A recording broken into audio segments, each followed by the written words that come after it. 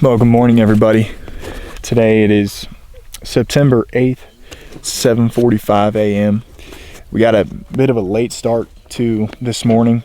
I think we were all not expecting to do as much walking as we did yesterday. I think we were all close to about 9 miles of walking yesterday, chasing deer around. Each one of us had pretty decent opportunities. We spooked a couple deer, but we found a pile of deer and antelope yesterday. All three of us only have tags for deer.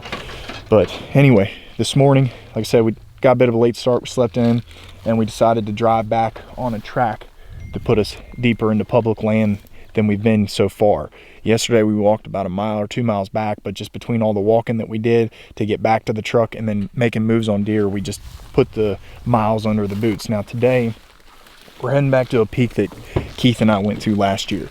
I've got some video footage of a buck that we found back here on the peak, so as we get closer to this peak, we'll have to stay quiet because we've found areas where they're bedding on this peak.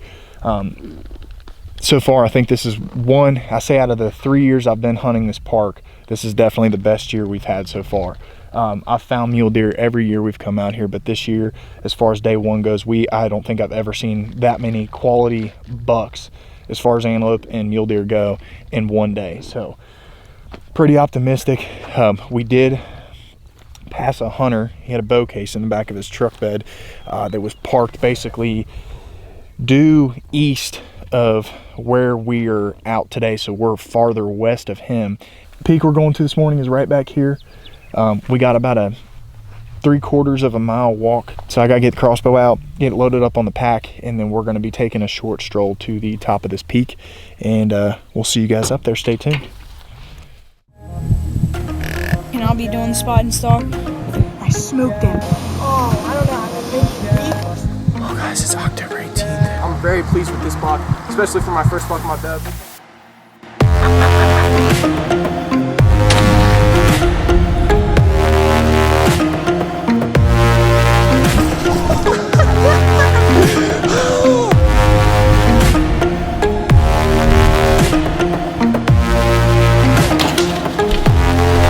Day of the week, gnarly old buck like this.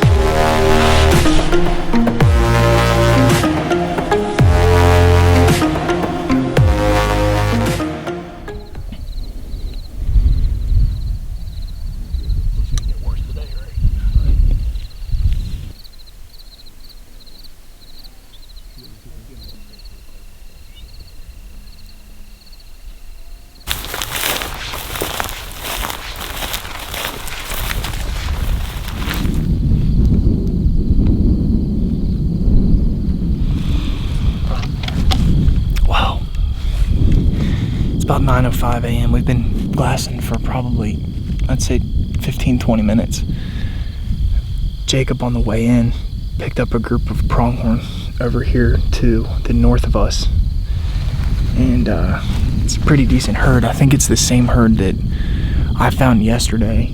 It's got the one lone buck and like 5 does, and this buck he's a good buck. He actually just bedded down on camera, but he's corralling his does and rubbing brush over there and doing his thing. It's too bad we don't have a pronghorn tag. So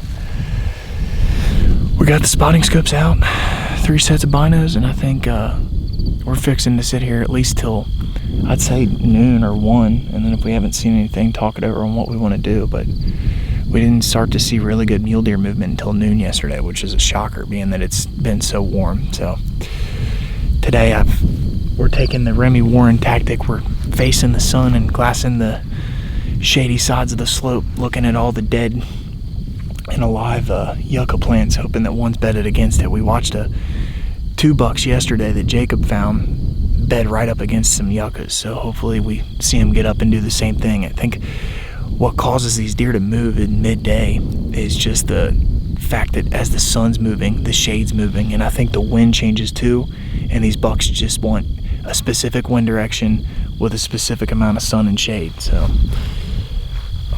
as we saw yesterday, there's plenty of deer out here. We just got to find them, so stay tuned and hopefully we locate one.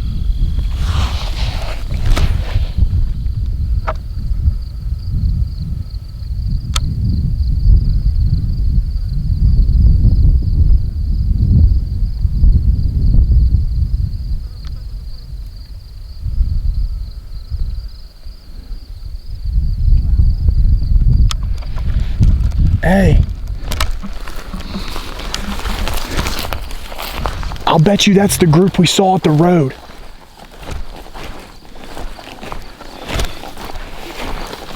Well, that is the second group of mule deer we've glassed up this morning. It's now 10:40 a.m. and we're leaving the point, heading back to the truck. And it's crazy because we literally walked right by them coming in here. But anyway, we just decided that we're gonna move. We don't want to push deeper in. We're gonna head back to the truck. The original plan was to come to this point and try not to pressure the deer we were chasing yesterday and hope we maybe relocate them this way, but that was not the case. So far this morning, we found that group of pronghorn. I was able to find a doe and fawn that Jacob located yesterday on our walk in at our first point. They had moved even further west, probably almost 3 miles. And then we just kicked up a group of 3. It was a doe with 2 fawns that we saw the first day driving into the park, and she's even further west too from the road. So no idea what the rest of the day's plan is, but we're gonna get out of here. It's about to get 90 degrees today, and it's already mid 70s and we're dying. So before we kill ourselves, get too dehydrated, we're heading back to the truck and we'll figure out our next game plan. Stay tuned.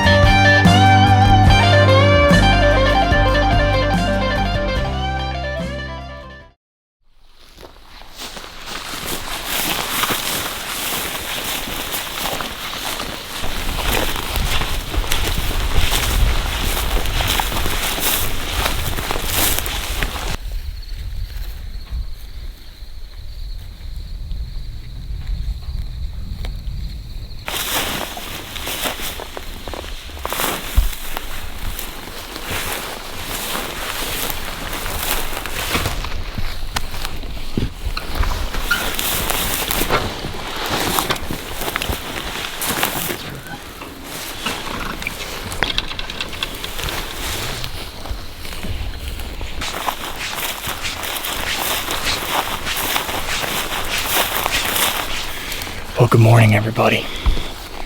It's a little after 6 a.m. Mountain Time on September 10th.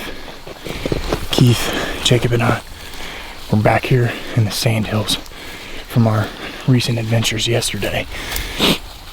We're actually trying to have a repeat of what we did on day 1.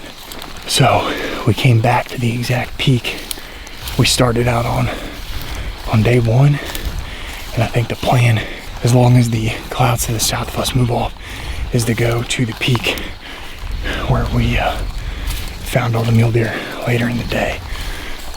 So best thing about today, even though I sound winded, is we drove the truck back here on the sandy track that damn near leads to the base of this hill. So we didn't have as far of a walk, which will be nice, because if we decide to go a little deeper, we won't have as far of a walk to get back to the truck. We're almost here to the peak. We're gonna drop back, do a little bit of glassing, and hopefully it doesn't take too long to get on some deer today.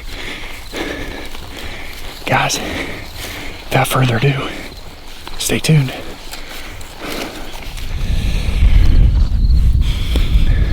Well, Keith, the lucky dog of this morning, we got to the first point that we didn't even plan on staying at, and Keith, right off the rip, located a buck, and then after further glassing, we have now located 2 bucks. Keith's on his way in for a stalk. We're on the west facing side of our first point, and that's where we spotted the deer, so we came and backed off, and we're now kind of at the southeast side. I'm watching from this side, got the phone scope, or I got the mag view going, watching the 2 bucks, and I'm watching Keith trying to play eyes in the sky because I want to make sure he follows the contours right as he's riding these hills going to that stalk. It's going to be kind of a walk, but I think we got plenty of time. We've been seeing these deer get bedded in the morning and then not move till like noonish. So I'm looking at him now. He's on his way and he just stopped. Hopefully he didn't kick up any deer. I don't know what's going on.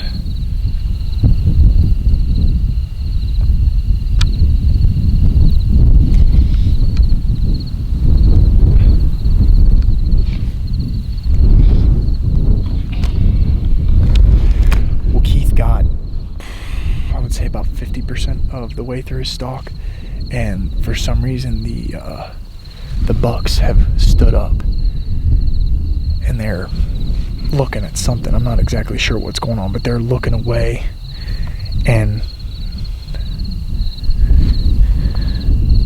they're at alert. Keith might be able to continue on with this stalk, to be honest with you. Ooh, here we go. What are you guys doing? All right, I gotta get off.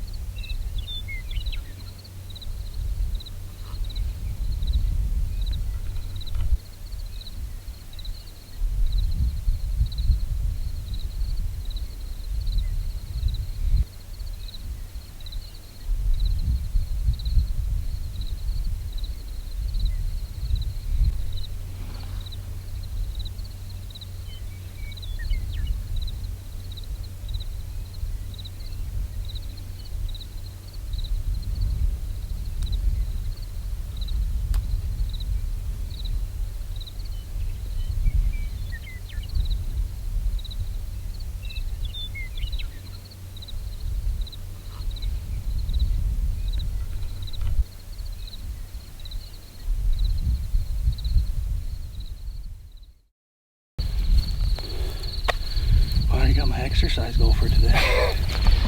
Dude, that's definitely the same buck from yesterday, because he's a 4x3. The video footage is so clear. He has one little fork. So he's a 4x3. Dude, they got up and got nervous like they were gonna run, and when I told you to continue on, had they stayed in that spot and those does not have been there, you'd have fucking smoked him. Because they were so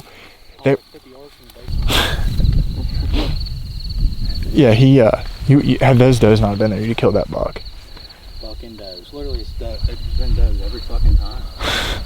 So the deer that you win. The deer I thought was a doe when I was watching, it never moved one time. I was really questioning if it was a deer or not. Oh, when you called that out, it was a buck. That other buck. Yeah, when you called it out, I put it up on phone scope, and from my angle over here, because I was scoping from this side of the hill, you could see his rack. He was clear as day. You could see that it was a buck bedded.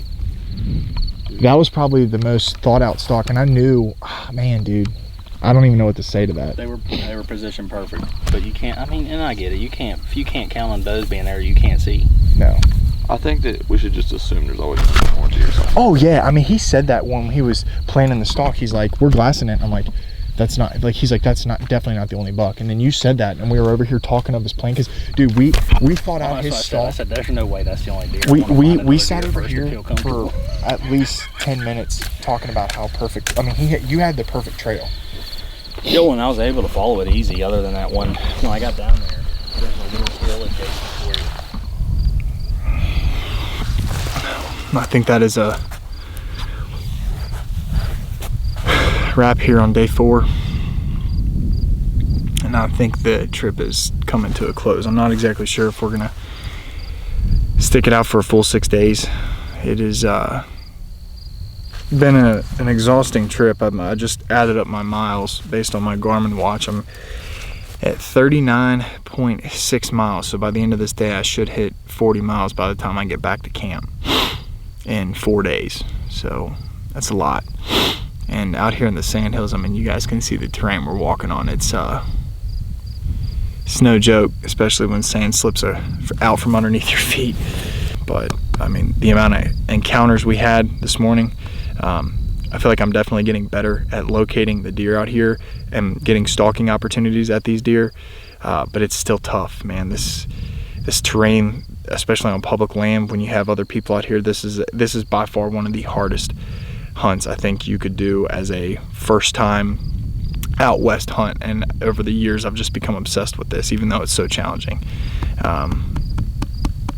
Feeling like I'm probably going to eat another tag this season, but at the end of the day, we came out here and we saw some really quality bucks. We got close to some quality bucks, and I can't complain. I mean, it's been a crazy week so far, and depending on what happens when I get home with my shoulder will depend on the rest of my season. And if this is the only hunt I get to go on this year, because I have to have shoulder surgery and it takes a little bit longer to heal, this was one of the ones that I would want to have before that season comes to a close, even though the season just opened. But I can't complain. There's people that don't get to do this. I feel like the shoulder injury really put a damper on the season, especially doing it a month before the season. And things were going good, but like a week ago, before the trip, I did something to it in rehab, and man, it's just been in a constant pain that I don't know is bearable. And if it's at pain and I can't do rehab, it's not going to get better. So the decision to do surgery might be the thing that I have to do when I get home. So, but guys, this is probably a wrap for this episode. I can't thank you guys enough for watching. This was an absolute blast of a trip. I can't thank my buddies enough for coming out and helping me the way that they did, helping me get my pack on and off, doing everything they did with my screwed up shoulder. So couldn't have been out here without them, I'll be honest with you. So guys, be sure to give this video a thumbs up, hit the subscribe button, check out all the links in my description below, and I will catch you guys later on the next episode of Andrew Bernard Outdoors.